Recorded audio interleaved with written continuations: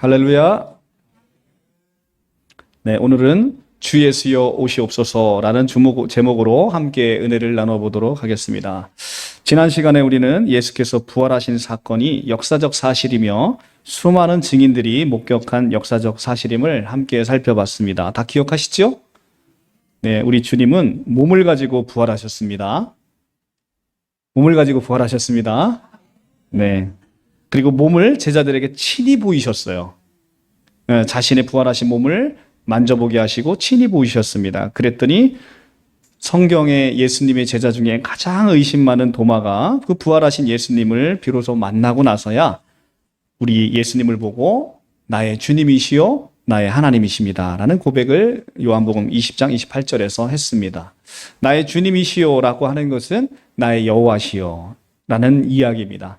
그래서 나의 여호와시요 나의 하나님이다 라는 고백을, 이 놀라운 고백을 도마가 비로소 할 수 있게 된 것입니다.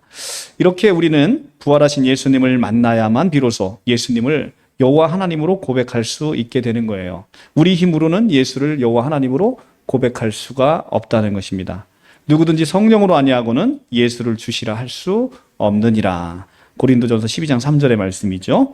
부활하신 예수님의 이 모습을 보고 비로소 제자들은 우리 하나님은 성부 하나님만 계신 줄 알았더니 그게 아니었구나를 비로소 깨닫게 된 것이죠. 우리도 마찬가지로 부활의 영을 받지 아니하고는 예수 그리스도를 늘 그냥 이 땅에 그냥 오신 그런 정도로만 생각을 하고 있습니다. 그런데 우리 예수님은 이 땅에 단순히 육신의 몸을 입고 오신 것이 아니라 바로 이렇게 여호와인 하나님 자체가 이 땅에 오신 것이다 라는 것을 알 수 있습니다.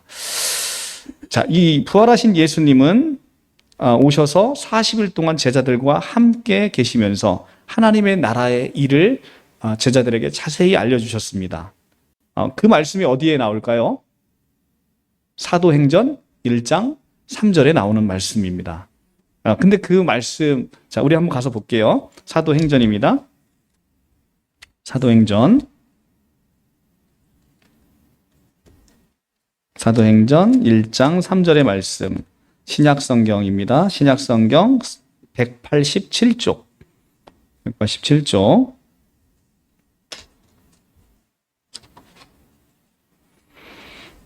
187쪽. 그가 고난을 받으신 후에 또한 그들에게 확실한 많은 증거로 친히 살아계심을 나타내사 40일 동안 그들에게 보이시며 하나님 나라의 일을 말씀하시니라. 아멘. 예수님은 십자가에 죽으셨어요. 죽으시고 부활하신 후에 다시 제자들에게 나타나셨습니다. 그런데 이 부활하신 예수님을 제자들이 처음에는 몰라봤습니다. 그리고 제일 먼저 본 막달라 마리아도 몰라봤습니다. 왜 그렇을까요?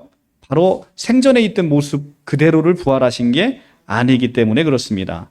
이렇게 신령한 몸을 입고 부활하셨다는 것이죠. 신령한 몸을 입고 예수께서 생전의 모습과는 다른 영광된 몸으로 부활을 하셨습니다. 그러니까 여러분들도 이렇게 부활하실 때는 지금의 몸과는 다른 몸으로 부활하실 것이다. 그런 것을 우리에게 성경은 알려주고 있는 것이죠.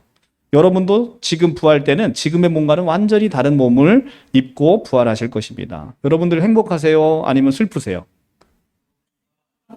네, 우리 여기 가끔은 불행하신 분도 있더라고요. 보니까 네, 자기 몸이 지금 너무 이쁘신 분들은 내가 지금 이 몸을 어떻게 갖고 왔는데 다른 몸을 입는단 말이야? 이렇게 하시는 분도 있어요. 근데 저는 되게 행복합니다. 저는 다른 몸을 입는다고 하니까 너무 행복합니다. 자, 그러니까 여러분들 너무 자기 이 몸을 가꾸시면 본전 생각이 나요, 안 나요? 본전 생각 나시니까 너무 몸에다가 애쓰지 마십시오. 부활하신 예수님은 40일을 계셨어요. 그리고 제자들과 함께 있으면서 하나님의 나라 일을 자세히 말씀해 주셨습니다. 그 기록을 지금 누가 하고 있습니까? 그 기록을 누가 하고 있습니까? 누가가 하고 있어요. 자, 사도행전의 저자는 누굽니까? 누가입니다. 그래서 누가가 지금 이 40일 동안 하나님의 나라의 일을 말씀해 주심을 얘기하고 있습니다. 그리고 누가와 사도행전 이제 1장 9절의 말씀을 8절, 9절, 10절, 11절이 이제 중요한 말씀인데 이 말씀을 하시면서 하늘로 승천하십니다. 8절입니다. 오직 성령이 너희에게 임하시면 너희가 권능을 받고 예루살렘과 온 유대와 사마리아와 땅끝까지 이르러 내 증인이 되리라. 이렇게 말씀을 하셨습니다. 자, 우리가 증인이 될 수 있는 것은 무슨 힘이에요? 오직 성령이 너희에게 임하시면. 성령이 임하셔야 됩니다. 근데 성령이 임하셔야만 우리가 증인이 될 수 있는데 성령이 임하시면 어떤 일이 벌어집니까? 너희가 권능을 받는데요. 그러니까 우리가 증인의 삶을 살 수 있는 건 우리 힘이 아니고 누구의 힘이다? 바로 성령의 권능의 힘이다 라는 걸 알 수 있습니다. 그래서 성령의 권능의 힘으로 우리가 증인이 되어라, 증인이 되리라. 성경을 잘 보십시오. 증인이 되리라입니다. 자, 우리가 증인이 되려고 막 노력한다고 해서 증인이 될 수 있는 게 아니라 성령의 권능을 받으면 우리가 증인이 되리라. 수동태가 되는 거예요. 우리는 증인의 삶을 살 수밖에 없어요. 내 안에 생명이 너무 뜨거워서 예수를 전하지 아니하고는 살 수 없는 그런 사람이 돼버렸다는 거예요. 이것이 바로 성령의 기적입니다. 이 말씀을 마치고 그들이 보는데 올려가시니 구름이 그를 가리어 보이지 않게 하더라. 자, 올라가실 때 제자들을 자세히 하늘을 쳐다보았는데 흰옷을 입은 두 사람이 그들 곁에 서서 이르되 갈릴리 사람들아 어찌하여 서서 하늘을 쳐다보느냐. 너희 가운데 하늘로 올려지신 이 예수는 하늘로 가심을 본 그대로 오시리라 하였느니라. 아멘. 자, 지금 이 말씀을 마치고 그들이 보는데 올려집니다. 그러니까 예수님의 승천을 지금 사람들이 봤다 못 봤다? 봤다 못 봤다? 봤다. 보는데 올려가시니까 부활 승천하신 예수님의 모습을 봤다 못 봤다? 봤다. 그런데 너무 높이 올라가니까 구름에 가려서 보이지 않는 것까지 치고 올라가신 것이죠. 그렇죠? 구름은 0 이렇게 비유풀이해서 0으로 올라가셨다 이렇게 생각하시면 절대 안 됩니다. 자, 그리고 다시 오실 때는 예수는 하늘로 가심을 본 그대로 다시 내려오신다. 하늘로 가심을 본 그대로 올라가셨으니까 다시 오실 때도 봐요, 못 봐요? 다시 가심을 본 그대로 다시 오시니까 갈 때도 봤으니까 올 때도 보시게 되는 거죠. 그러니까 재림에서 오시는 예수님은 반드시 우리가 볼 것이다 라는 거예요. 자, 이렇게 갈릴리 사람들이 보는 가운데 하늘로 승천하셨습니다. 그리고 이 승천은 정말 놀라운 사건입니다.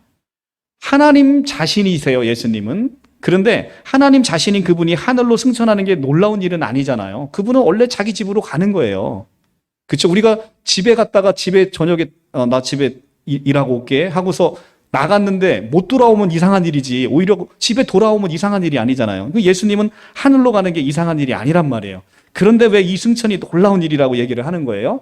바로 사람이신 예수께서 승천하셨다는 데 의미가 있는 거예요. 사람은 한 번도 가보지 못한 그곳을 지금 예수께서 하나님이신 그분이 이 땅에 오셔서 예수인 사람의 인성을 가지고 하늘로 승천하셨다는 겁니다. 근데 이것이 왜 놀라운 사건이냐면 가실 때 예수님은 혼자 가신 게 아니라 여러분들을 다 담고 구원받은 백성을 다 담고 하늘로 승천하셨기 때문에 이 승천이 놀라운 사건이다라고 얘기를 합니다. 이 승천은 바로 새 창조 아래서 성부 하나님께 왕권을 받기 위해서 예수께서 승천해서 올라가신 놀라운 사건이에요. 그래서 승천하셔서 예수님께서는 하늘 보좌 우편에 새 창조 세계의 왕권의 대관식을 통해서 왕권을 받으시고 그리고 새 창조 아래에 있는 모든 만물을 통치하시기 시작하는 사건이 바로 승천의 사건이다라는 것을 성경은 우리에게 알려주고 있습니다. 중요한 것은 예수께서 승천하실 때 혼자 가셨다 아니다? 아니다. 여러분들을 함께 가셔서 여러분들을 하늘 보좌에 함께 앉혀놓으셨다. 에베소서 2장 4절에서 5절의 말씀, 허물로 죽은 우리를 그리스도와 함께 살리셨고 또 함께 일으키사 그리스도 예수 안에서 하늘에 앉히시니. 이 에베소서 2장 4절에서 5절의 말씀인 것입니다. 허물로 죽은 여러분들을 그리스도와 함께 십자가에 달려 죽게 하시고 함께 살리셨대요. 그리고 함께 부활할 때 일으키사, 그리고 그리스도 안에서 승천하실 때 함께 승천해서 하늘에 앉히시니, 이렇게 얘기를 하고 있습니다. 이렇게 하늘 보좌에 앉은 여러분들은 이제 왕 같은 제사장이 된 사람입니다. 이것이 바로 승천으로 이루어진 놀라운 사건이라는 것이죠. 여러분들은 왕 같은 제사장이 돼서 예수님과 함께 새 창조를 통치하는 사람들입니다. 십자가에서 모든 것을 종결하시고 우리를 구원하시고 구속하시고 부활로 인해서 우리에게 새 생명, 영원한 생명, 예수 생명을 선물하시고 이제는 승천으로 말미암아 우리를 하늘 보좌에 앉히셔서 왕 같은 제사장으로 만든 사건, 그것이 무엇이다? 승천이다 라고 얘기합니다. 그리고 이렇게 승천하신 예수님은 가심을 본 그대로 다시 오시겠다라고 약속을 하셨어요. 가심을 본 그대로 오신다고 하셨기 때문에 오실 때 우리가 볼 수 있다 없다? 볼 수 있다는 것입니다. 우리는 이 다시 오는 사건, 이 놀라운 사건을 뭐라고 부릅니까? 재림이라고 부르는 겁니다. 왜 재림이라고 불러요? 초림 때 예수님이 이미 이 땅에 오셨으니까 다시 제자를 써서 재림, 다시 오신다라고 얘기하는 거예요. 재림하여 오시는 이 예수님은 바로 그 부활하신 신령한 몸을 입고 있는 그 예수께서 직접 이 땅에 오신다는 거예요. 영으로 도둑고양이 마냥 한 영혼을 택해서 몰래 오시는 게 아니라 그 영광된 몸을 입고 오시는 거예요. 많은 사이비들이 재림하는 예수님은 영으로 오신다고 그렇게 주장을 합니다. 그래서 자기 교주의 몸뚱아리에 쏙 들어갔다 이런 얘기를 해요. 그래서 자기 교주를 재림 예수처럼 띄우고 있는 거죠. 그런데 요한 2서에 명확하게 이야기합니다. 그리스도께서 육체로 오심을 부인하는 자는 적그리스도다라고 얘기합니다. 자, 다시 오실 예수께서 육체로 오심을 부인하는 자는 그리스도를 대적하는 자예요. 적그리스도다라고 얘기를 합니다. 예수님은 이렇게 도둑고양이처럼 다시 오실 때 몰래 오시지 않습니다. 여러분들 모르게 오셔가지고 여러분들 빼놓고 자기 사랑하는 백성들 구원하시고 여러분들을 팽개치고 이렇게 가시지 않으니까 걱정하지 마시고, 여러분들은 다시 오실 예수 그리스도 어떻게 오신다고요? 그 신령한 몸을 입고 우리가 볼 수 있도록 오신다는 것을 명심하시면 됩니다. 예수님은 구름 타고 오십니다. 그리고 나팔 불며 오십니다. 그리고 호령과 천사들과 함께 가시적으로 보이는 모습을 입고 오십니다. 구름 타고 오신다고 하니까 영으로 몰래 온다, 이렇게 사이비들이 해석을 하고 있습니다만, 구름 타고 온다는 것은요, 하나님의 큰 능력과 영광 가운데 그 능력과 영광을 가지고 오신다라고 하는 그림 언어를 표현하고 있는 거예요. 출애굽기 16장 10절에 가면 하나님의 영광이 어디에 있다? 구름 속에 있다라고 출애굽기 16장 10절에 얘기하고 있습니다. 그래서 구약 성경부터 하나님이 나타날 때는 하나님의 현현 가운데는 항상 뭐가 있어요? 구름이 있어요. 왜 구름이 있습니까? 하나님께서 영광 가운데 오시기 때문에 항상 하나님이 나타나시는 곳은 뭐가 있다? 구름이 있다. 구름은 하나님의 영광을 상징하는 표현이다. 자, 마태복음 24장을 가겠습니다. 마태복음 24장. 마태 24장. 신약성경 41쪽입니다. 41쪽.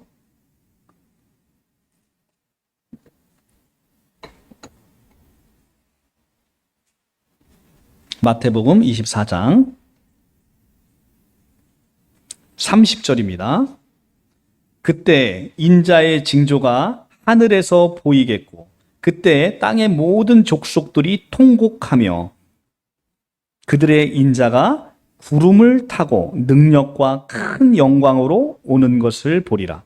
자, 예수께서 다시 오실 때 재림 때의 모습을 이야기하는데, 인자의 징조가 하늘에서 보이겠고 그때 땅의 모든 족속들이 통곡을 하며 그들이 인자가 구름을 타고 능력과 큰 영광으로 오는 것을 보리라.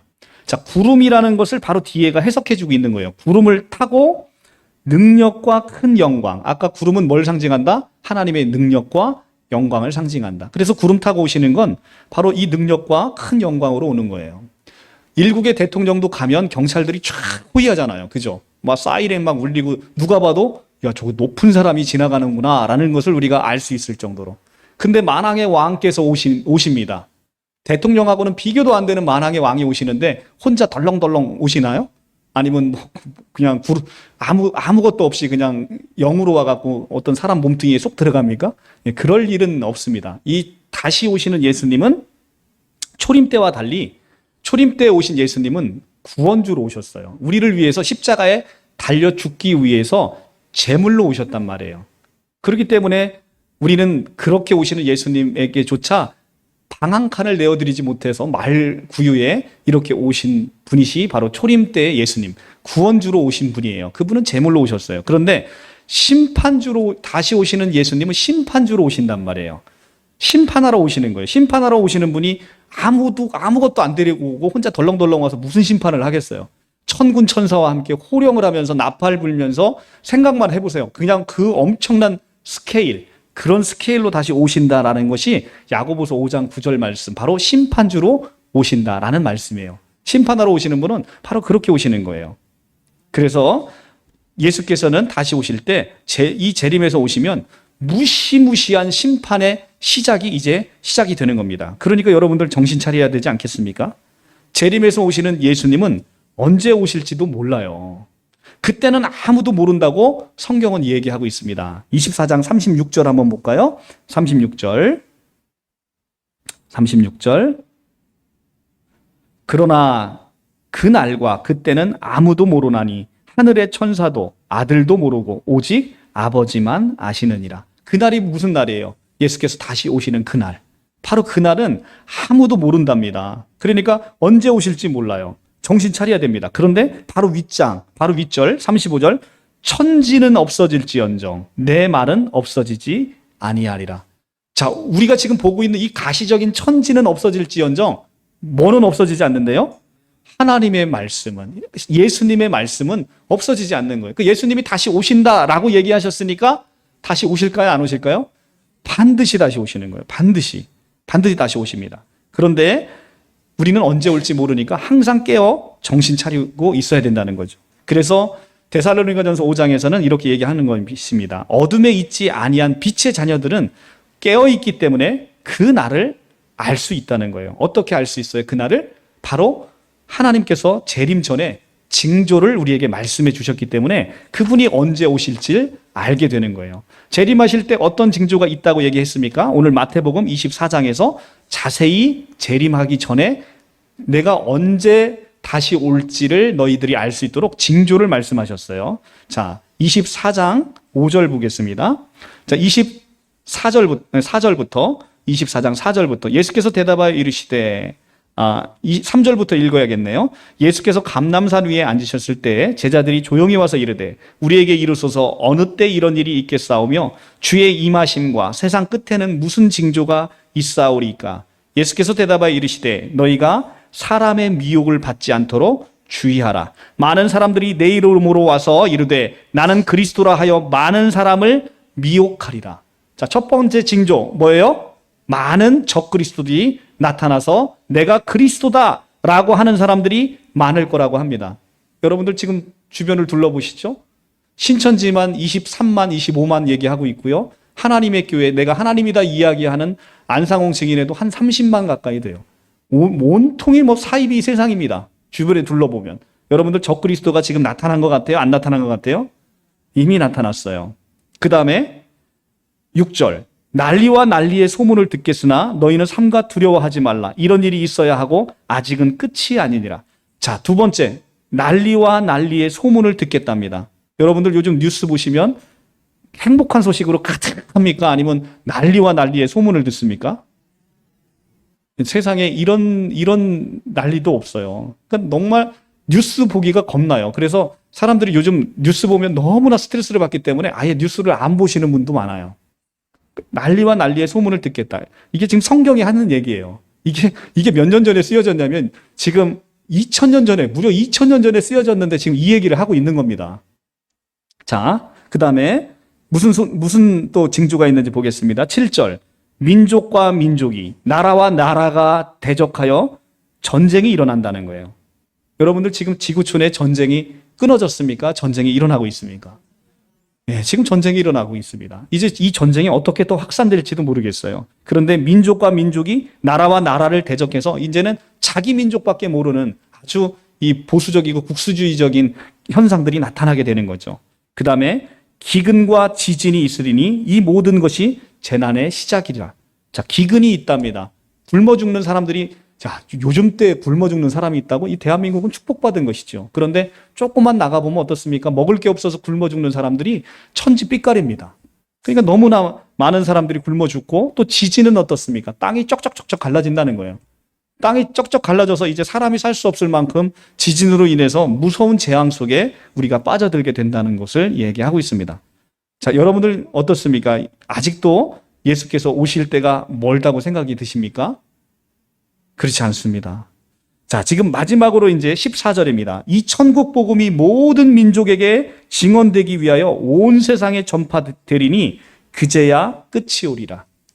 자, 명확하게 예수님이 얘기하신 건 뭐라고요? 천국 복음이 모든 민족에게 증언되기 위하여 온 세상에 전파되면 그제서야 끝이 온답니다. 지금 지구촌에 있는 종족은, 여기서 민족으로 번역되어 있는 건 종족을 뜻하는 거예요. 종족인데 이 종족은 11,000종족 정도가 있다고 합니다. 지금 현재 이 종족에게 전파되어 있는 복음의 소식은 약 7,000종족 정도에게 복음이 전해졌다고 합니다. 그러니까 거의 이제 다 다른 것이죠. 근데 중요한 것은 이제는 인터넷 세상입니다. 인터넷으로 인해서 온 세상에 복음이 전파가 이제는 앞당겨진다는 거죠. 모든 민족에게 복음이 전해지면 그제서야 끝이 와서 이제 예수께서 다시 오시겠다라고 하고 있는 거예요. 이렇게 여러분들 재림은 임박해 있다는 것이죠. 내 살아생전에 예수님이 오실지도 모르겠다는 거죠. 우리는 그 생각을 가지고 하루하루를 살아야 되는 거예요. 사이비들은 너무 급진적인 종말론을 가지고 있어 문제지만, 기성교회 교인들은 너무 설마 내 생에 오시겠어? 다 이런 생각을 가지고 오신다는 거죠. 그러니까 여러분, 우리 기성교회에 있는 사람들은 너무 느긋한 거예요. 아직 내 사랑하는 사람들이 구원받지 못한 사람들이 있어요. 근데 그 사람들은 예수께서 재림해서 오시면 어떻게 하라고? 근데 너무나 태평하게 살고 있는 것이죠. 그것이 우리의 종말론의 문제점입니다. 신천지와 사이비들은 예수께서 이미 영으로 재림하셔서 자기들 교주 속에 들어갔다고 합니다. 그러나 재림 시에는 반드시 있어지는 현상이 하나 있습니다. 그것이 뭐냐면 바로 죽은 자의 부활이 함께 온다는 거예요. 예수께서 다시 오셨다라는 것을 우리가 알 수 있는 징조는, 물론 구름 타고 가시적으로 천군 천사와 함께 오시기 때문에 누구나 재림해서 오신 걸 알겠지만, 그 중에 가장 중요한 징조는 뭐냐면 죽은 자의 부활이 함께 있다는 거예요. 그러니까 아브라함도 오죠, 이삭도 오고, 야곱도 오고, 다윗도 옵니다. 여러분들이 그 성경에서 그렇게 그 위대한 인물로 생각했던 사람들이 다시 다 부활해서 오게 되는 거예요. 그래서 부활해서 오게 됩니다. 그 죽은 자의 부활이 보이지 않으면 예수의 재림은 없는 것입니다. 재림하여 오시면 죽은 자의 부활이 오고 모든 것이 끝나게 되는 것입니다. 이제 세상은 하나님의 무서운 진노 앞에 서게 될 것입니다. 이것이 요한계시록에서 보여주고 있는 하나님의 진노의 심판을 요한계시록에서 자세히 그리고 있죠. 그 심판이 세상 가운데 쏟아진다는 것이죠. 여러분은 이 무시무시한 날, 이 여호와의 진노의 날, 이 날을 맞이할 준비가 되셨습니까? 되셨습니까? 아무도 대답을 안 해. 여러분들 등과 기름이 준비되셨습니까? 네, 등과 기름은 신천지에서 얘기하는 그 등과 기름은 아닌데요. 제가 이것은 다시 열처녀 비유할 때 다시 자세히 설명을 해드릴게요. 어찌됐든 여러분들에게 있어서는 이 어마무시한 날이 준비되셨는지 한번 생각해 보십시오. 제가 봤을 때는 우리 성도님들은 다 준비되셨습니다. 그런데 중요한 건 내 사랑하는 사람들 중에 한 사람도 이 구원에서, 이 진노의 심판에서 구원받지 못해서 심판 가운데 내몰리는 사람은 없는지 여러분들이 한번 주변을 되돌아보셔야 됩니다. 정말 심각한 문제 아니겠어요? 그래서 여러분들은 이 무시무시한 진노의 날이 오늘 올지 내일 올지, 우리는 늘 예수께서 오늘 오시고 내일 오셔도 이제는 주 예수여 어서 오시옵소서라는 이 마라나타를 불러야 된다는 거예요. 이 마라나타를 우리가 외치지 못하는 것은 우리가 아직 준비되지 않았다는 거거든요. 신약 성경에서 가장 힘들고 어려운 시대를 살았던 성도님들은 바로 예수님과 함께 동시대를 살았던 1세기 성도님들이었습니다. 그 성도들은 예수를 믿는 것 자체로 그냥 죽음에 내몰리는 사람들이었어요. 그렇기 때문에 자기가 믿는 이것으로 말미암아 죽음에 처하는 그 안타까운 현실 때문에 늘 마라나타라는 말로 서로의 인사를 주고받았다고 이야기를 합니다. 예수님이 모든 것이 다시 오시면 모든 것이 끝나기 때문에 지금의 이 고통도 벗어날 수 있는 것이죠. 그래서 늘 이 마라나타라는 말을 속에서 그들의 간절한 기도와 소원을 이 말에 담아서 마라나타라고 서로 인사를 했다라고 합니다. 이 마라나타라는 말은 아람어입니다. 아람어인데 그때 당시에 가장 통용되어 있던 말은 예수님께서도 사용하셨던 언어이고 제자들도 사용했던 이 언어는 다름 아닌 아람어입니다.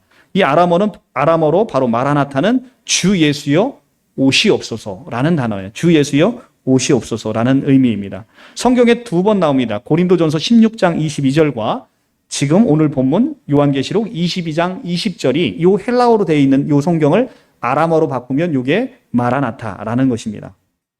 당시 성도들의 신앙은 바로 이 마라나타 신앙이었습니다. 어려운 시대를 사는 우리가 반드시 배워야 될 신앙입니다. 그렇다면 마라나타의 신앙은 어떤 신앙입니까? 첫째는 간절히 주님께서 다시 오심을 기다리는 신앙입니다. 당시는 정말 힘들고 어려웠습니다. 고난과 핍박과 시련이 혹독하게 몰아치는 시대였습니다.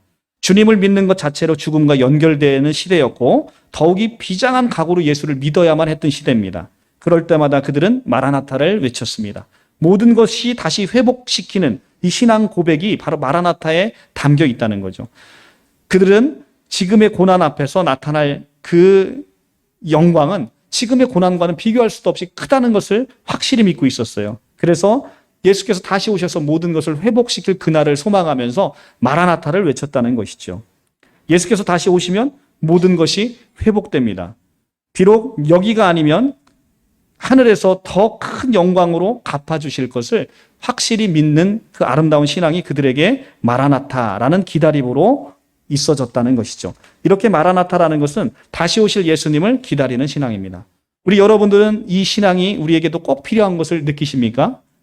지금 이 시대에 우리에게 꼭 필요한 것이 바로 이 마라나타 신앙입니다. 주님을 기다리는 자들이 간절한 기도와 응답을 담아서 그리고 모든 회복의 소망을 담아서 외치는 단어, 그것이 바로 마라나타입니다. 마라나타는 주 예수여 어서 오시옵소서라는 단어입니다. 우리의 모든 고민도, 우리의 모든 건강도, 우리의 모든 일터와 사업과 상처와 아픔과 모든 고난과 시련이 예수님이 다시 오심으로 말미암아 모든 것이 회복되는 역사가 일어날 거라는 것입니다. 그런 확신이 이 마라나타의 신앙 고백에 드러나는 것입니다. 두 번째는 이 마라나타 신앙은 종말 신앙입니다. 단순한 기다리는 신앙에 머무르는 게 아니라 이 종말 신앙이라는 것은 죽음을 아는 신앙을 이야기하고 있습니다. 마라나타를 외치면서 기다린다는 것은 사는 것과 죽는 것이 크게 다르지 않다는 것을 믿는 믿음에서 시작이 되는 것입니다. 그래서 종말 신앙을 가장 잘 갖고 있는 사람이 바로 바울이었습니다. 바울은 우리 중에 누구든지 자기를 위하여 사는 자가 없고 자기를 위하여 죽는 자가 없도다. 우리가 살아도 주를 위하여 살고 죽어도 주를 위하여 죽나니 그러므로 사나 죽으나 우리는 주님의 것이다 라고 로마서 14장 7절에서 8절의 말씀에 이렇게 고백을 하고 있지요.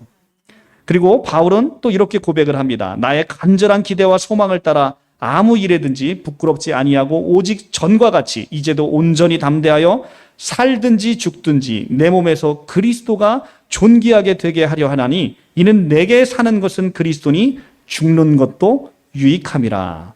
자, 내게 사는 건 누구다? 내게 사는 건 그리스도니 이제 내가 죽는 것도 유익하다라고 빌립보서 1장 20절에서 21절에 이야기를 하고 있습니다. 이것이 바로 바울의 신앙입니다. 바로 마라나타의 신앙이라는 거죠. 살든지 죽든지 이제는 나에게는 어떤 것도 내가 우리 주님과 함께하기 때문에 모든 것, 죽는 것조차도 유익하다라는 고백을 하며 살아가는 것. 이것이 바로 크리스찬의 삶이라는 것입니다. 사는 것과 죽는 것이 다르지 않고 죽는 것이 사는 것과 밀접한 관계에 있다는 것을 아는 신앙. 그래서 우리는 죽음을 알아야만 진정으로 살게 되는 것입니다. 죽음을 모르면 매일매일 하루하루를 살고 있지만 실제는 죽어가고 있는 거예요. 왜냐하면 소망이 없잖아요. 그런데 죽음을 알면 매일매일을 새롭게 살아가게 되는 것입니다. 이것이 바로 마라나타 신앙이라는 것이죠. 왜냐하면 죽음이 끝이 아니고 그것은 또 다른 세계의 시작으로 우리가 확실히 믿기 때문에 죽음을 알면 매일매일을 새롭게 살아갈 수 있는 힘이 우리에게 있다는 것입니다. 사람들은 죽음을 잘 생각하지 않고요. 의도적으로 죽음을 멀리하려 합니다. 안타깝게도 이번에 수제에 또 많은 분들이 또 운명을 달리하셨어요. 그 가족들의 슬픔이 너무 크실 겁니다. 그런데 우리는 이 사고를, 이 비극의 현장을 날마다 뉴스를 통해 접하지만 그리고 그 현장이 사실은 저도 늘 왔다 갔다 하는 곳이에요. 가까운 곳입니다. 그런데 우리는 어떻게 생각하냐면 그 죽음이 나에게는 미치지 않을 것이다 라고 생각하는 게 바로 인간의 이 현실적인 생각이라는 거예요. 그런데 그 죽음은 언제나 나에게 닥쳐올 수 있다는 것이죠. 전도서 7장 2절을 이렇게 얘기합니다. 초상집에 가는 것이 잔치집에 가는 것보다 나으니 모든 사람의 끝이 이와 같이 됨이라. 산자는 이것을 그의 마음에 둘지라. 죽음을 보며 우리가 진정 어디에 소망을 두고 살아가야 할지 이 전도서 7장 2절에서 이야기하고 있는 거예요. 초상집에 가는 게 잔치집에 가는 것보다 낫답니다. 왜냐하면 우리의 결국이 어떻게 되니까? 우리 육신의 결국은 이처럼 되니까. 근데 그것으로 모든 게 끝나면 얼마나 세상이 허탄합니까? 그렇죠? 얼마나 세상이 허무합니까? 헛되고 헛되며 헛되고 헛되니 모든 것이 헛되도다. 이 전도서 1장 2절에 솔로몬, 세상의 모든 영광을 다 누려본, 그죠? 그 세상의 모든 영광을 다 누려본 이 솔로몬이 한 고백 아니겠습니까? 바로 이렇게 하나님을 만나지 못한 인생은 불쌍한 인생입니다. 마라나타를 말하며 한 시대를 살던 성도들은 바로 이런 종말신앙, 죽음신앙으로 우뚝 선 사람들입니다. 마지막으로 이 마라나타는 하루하루를 사랑하며 살아가는 신앙입니다. 바울은 마라나타를 고린도 교회에 보내는 편지 마지막에 언급해서 고린도전서 아까 16장 22절에 나온다고 제가 말씀드렸습니다. 마지막에 언급을 했습니다. 고린도 교회는 바울이 세운 교회 가운데 가장 문제가 많은 교회였어요. 가장 범죄도 많았고요. 일꾼도 많고 일도 많이 했지만 교회 안에 여러 분파로 나뉘어서 바울은 물론이고 주님의 마음을 몹시 아프게 했던 교회입니다. 그런데 바울은 그들을 바로 세우기 위해서 고린도전서를 보냈는데 바울은 조목조목 그들의 잘못을 지적하고 회개하고 돌아서서 바른 신앙으로 그리고 바른 삶으로 사람들이 본이 되도록 욕촉구를 했는데 그 마지막 말미에 마라나타를 언급했다는 사실입니다. 바울이 이렇게 마라나타를 고린도전서에서 언급했다는 것은 바로 사랑과 마라나타를 연결시켰다는 거예요. 그 유명한 사랑장이 어디 나옵니까? 바로 고린도전서에 나오잖아요. 그러니까 바울이 진단한 고린도 교회의 가장 큰 문제는 뭐였냐면 사랑이 없었음을 단적으로 보여주고 있는 것입니다. 그래서 고린도전서 16장 22절에 만일 누구든지 주를 사랑하지 아니하거든 저주를 받을지어다 라고 사도 바울이 말해요. 누구든지 주를 사랑하지 아니하면 저주를 받을 거래요. 그리고 이어서 하는 말이 우리 주여 오시옵소서라고 마라나타를 강조한 것입니다. 그러니까 진정 너희들이 주님을 사랑하느냐라고 묻는 것입니다. 그리고 주님을 사랑한다면 무엇을 사랑하라는 거예요? 바로 너희 눈에 보이는 이웃을 사랑하고 사람을 사랑하라는 것입니다. 이것이 매 순간 마라나타를 고백하기에 이제는 참된 신앙, 참된 사랑을 회복하라라는 것이 바로 마라나타 신앙에 담긴 의미입니다.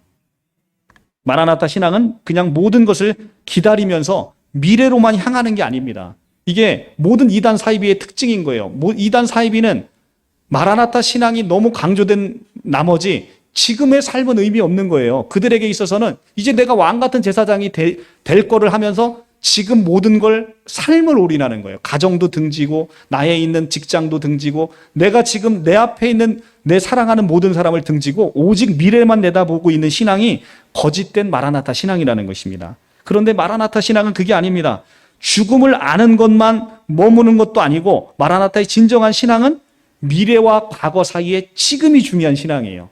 저기와 여기 사이에 지금이 중요한 신앙이라고요. 이상과 현실 사이에 지금이 중요한 신앙이라고요. 이론과 실제 사이에 지금이 중요한 신앙이라는 것입니다. 그래서 이 마라나타 신앙은 미래만 향하는 신앙이 될 수 없는 거예요. 참된 마라나타 신앙이라는 건 지금, 여기, 이 순간이 가장 중요한 신앙인 거예요. 지금과 연결되지 않은 미래는 아무런 의미가 없다는 것입니다. 그러니까 여러분들이 지금 여러분 옆에 있는 사람들에게 가장 행복을 줘야 되고 여러분 옆에 있는 사람을 가장 잘 섬겨야 되는 거예요. 그게 바로 하나님께서 여러분들이 원하는 아름다운 믿음이라는 것입니다. 세상에 예전에 우리가 잘못된 신앙으로 인해서 교회 다닌다고 해서 얼마나 많은 사람들이 욕을 얻어먹었어요. 친척들한테. 그렇죠? 유교 문화권에 가득 매여 있는 사람들이 예수 믿는다는 이유만으로 얼마나 많이 핍박을 받기도 했지만 실제로 또 예수 믿는 사람들이 얼마나 또 이 잘못된 신앙으로 인해서 그들을 섬기지 못했는지를 한번 보시면 알 거예요. 그렇죠? 근데 내 형제 부모가 죽었어요. 내 형제 자매가 지금 결혼식을 해요. 교회 간다고 거기 다 빠지고. 그게 무슨 복음이겠어요. 내가 복음 들고 그곳에 가서 그들을 섬겨야죠. 그죠? 예수님이라도 그렇게 했을 거라고 저는 믿습니다. 내 부모 형제가 죽었어. 내 친인척이 슬픈 일을 당하고 기쁜 일이 있어요. 그들을 함께 가서 위로해주고 축하해주고 해야 되지 않겠습니까? 그것이 바로 지금 여기 이 순간을 가장 잘 살아가는 지름길이라는 것이죠. 근데 중요한 것은 그것이 세상적으로 섬기라는 게 아니라는 거죠. 하나님의 마음과 하나님의 사랑으로 섬기라는 거예요. 그러기 위해서는 뭐가 돼야 되겠어요? 평상시에 내가 하나님과 아름다운 교제 가운데 있어야만 가능한 일인 거예요. 거기서 하나님은 다 빼버리고 내가 세상 것만 가지고 섬긴다? 그건 세상 사람들과 다를 게 아무것도 없는 거잖아요. 세상 사람들도 자기 부모가 돌아가시면 지극정성으로 모십니다. 세상 사람들도 자기 친인척이 결혼하면 원래 그들은 뭐 절에 다니는 사람도 절 다 안 가고 자기 부모들 섬겨요. 다를 게 뭐 있어요? 교인들이 내 친인척이 교회 결혼식이 있다. 교회 빠지고 가는 거 얼마든지 지극히 당연한 거예요. 그런데 너무나 당연한 거지만 두 사람 사이에는 차이가 있다는 거죠. 차이가. 나는 내가 어디에 가 있든 하나님과 아름다운 교제가 이루어지는 전제가 놓여 있어야 된다는 거죠. 그게 빠지면 아무 의미가 없는 거예요. 나는 그냥 옆에 가서 하나님 빠진 섬김은 아무런 섬김이 안 된다는 거예요. 이것은 여러분들에게 독이 된다는 거죠. 그죠? 저놈은 교회 다녀도 저렇게 사람을 잘 챙겨? 라고 하는데 그것이 내가 하나님의 사랑이 거기 빠져버리면 그건 우리를 조롱하는 조롱거리가 되는 거예요. 그 안에 하나님의 사랑을 담겨야 되는 거죠. 그러면 그냥 그 하나님의 사랑이 빠져버리면 그게 누구의 의의가 돼요? 나의 의의가 되는 거죠. 내가 누군가를 어려운 사람을 도와줬어요. 하나님의 사랑 없이 내가 그들에게 막 도와줬는데 세상 사람들이 이 사람을 칭찬해요. 이 사람 훌륭한 사람이라고. 그러면 자기 어깨에 힘이 들어가는 거죠. 교회 봉사도 마찬가지예요. 이 사람은 막 11주도 많이 하고 막 봉사도 많이 합니다. 그냥 막 사람들이 축켜 세워줘요.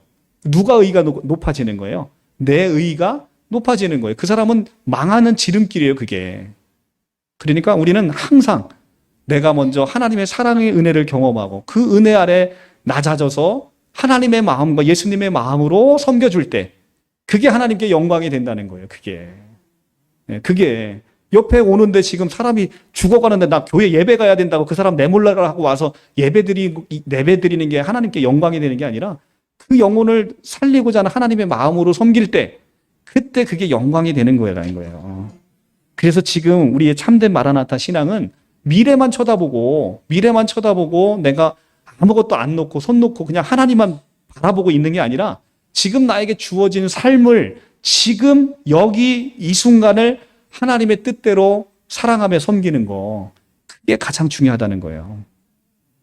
마라나타의 참된 신앙은 오늘 이 순간에 나에게 주시는 하나님의 말씀을 깨달음 앞에서 얼마나 내가 결단하고 헌신하는 다짐으로써 내 안에 행함의 사랑의 실천이 나타나느냐 이것이 가장 중요하다는 것입니다. 주님의 사랑과 용서 앞에서 감격의 눈물을 흘리면서도 작은 잘못을 한 사람을 용서하지 못하는 건 바른 신앙이 아닙니다. 주님을 사랑하면서 사람을 비판하거나 판단하는 것도 옳지 않은 신앙입니다. 주님을 사랑하면서 이해하지 못하고 자기 주장만을 고집하는 것도 옳지 않은 신앙입니다. 진정 주님을 사랑한다면 그래서 마라나타의 신앙으로 남은 생애를 살아가기를 원한다면 지금 내 눈앞에 있는 나의 형제와 자매를 주님의 사랑으로 사랑하고 이해하고 따뜻하게 위로하고 용서하고 섬기라는 것이 바로 이 십자가의 메시지입니다. 늘 얘기하잖아요. 십자가의 세로목은 하나님과 나의 관계가 먼저 바로 서야 되고 그리고 십자가의 가로목은 나와 이웃과의 관계가 아름답게 사랑의 섬김으로 이어질 때 이 십자가는 비로소 완성이 되는 것이죠. 세로로만 있어도 완성되지 않는 거예요. 이 세로로만 있어서 여태까지 한국 교회에서 기독교인들이 얼마나 많이 욕을 먹었냐는 거예요. 이게 없으니까, 가로목이 없으니까. 그죠? 나는 하나님만 섬기는 사람이야. 그러니까 니네가 알아서 하든지 말든지 나는 교회 갈 거야. 여기 세로목만 있는 사람인 거예요. 이런 사람들 욕 얻어먹기 딱 좋다는 거죠. 뭐가 있어야 되는 거예요? 가로목이 있어야 되는 가로목이. 하나님의 마음으로 내가 내 사랑하는 사람들을 섬기고 이웃을 섬길 수 있는 가로목이 비로소 십자가의 완성인 것이죠. 말씀을 맺겠습니다. 이 마라나타의 신앙은 예수께서 다시 오심을 사모하면서 기다리는 신앙이고 죽음을 아는 신앙이고 그리고 참된 사랑을 실천해 내면서 살아가는 신앙입니다. 그렇게 살다 보면 내가 진실로 속히 오리라 예수님께서 말씀하실 때 오늘 성경 본문 요한계시록 22장 20절에서 내가 진실로 내가 다시 오리라 라고 말씀하셨는데 그 얘기를 딱 듣는 순간 아닙니다. 예수님 잠깐만요. 아직 아니고 잠깐만요. 아직은 아니고요. 이렇게 하시면 안 되고 여러분들의 삶이 자, 오늘 성경 본문 요한계시록 22장은 같이 한번 보고 마무리하겠습니다. 22장 20절 요한계시록 성경 맨 끝에 423쪽에 요한계시록 22장 20절 21절 다 같이 합독하면서 마치겠습니다. 자, 20장 21절 시작. 이것들을 증언하시는 이가 이르시되 내가 진실로 속히 오리라 하시거늘 아멘. 주 예수여 오시옵소서. 주 예수의 은혜가 모든 자들에게 있을지어다. 아멘. 바로 이거예요. 내가 진실로 속히 오리라 했더니 예수님 잠깐만 아직 준비 안 됐어요. 잠깐만요. 이게 아니라 아멘 주 예수여 어서 오시옵소서. 마라나타를 외치는 우리 성도님들 다 됐으면 좋겠습니다. 바로 그날이 내게는 영광의 길로 들어가는 날이요. 나의 모든 원수가 나에게 굴복하는 승리의 날이요. 구원의 감격과 환희로 가득한 날이 바로 예수께서 다시 오시는 재림의 날입니다. 우리 모두가 마라나타를 외치는 우리 성도님들 다 되시기를 축복합니다. 기도하겠습니다.